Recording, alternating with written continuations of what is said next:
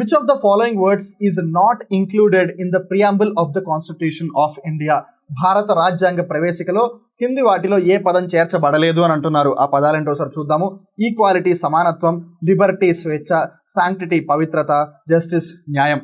మనం గనక in general గా పరిగణించినా సరే, we the people of India having solemnly resolved to constitute India into a sovereign socialist secular democratic republic and to promote among its citizens justice, equality, fraternity, unity, integrity, dignity, ఈ అంశాల గురించి ప్రస్తావించడం జరిగింది. కానీ మీరు ఎక్కడ చూసినా సరే శాంక్టిటీ పవిత్రత అనే పదం ఎక్కడ కూడా ఉపయోగించలేదు. ఒకవేళ మనం తెలుగులో గమనించినా సరే, వాళ్ళు సార్వభౌమ, సామ్యవాద, లౌకిక, గణతంత్ర, ప్రజాస్వామ్య, సమగ్రత, సమైక్యత, అలానే న్యాయం, అది అఫ్ కోర్స్ మళ్ళీ సామాజిక, రాజకీయ, ఆర్థిక అలా డీటెయిల్స్లోకి వెళ్ళి, అలానే స్వేచ్ఛ, సౌభ్రాతృత్వం, వీటి గురించి ప్రస్తావించారు. కానీ ఎక్కడ కూడా పవిత్రత అనే పదాన్ని ఉపయోగించలేదు రాజ్యాంగ ప్రవేశికలో.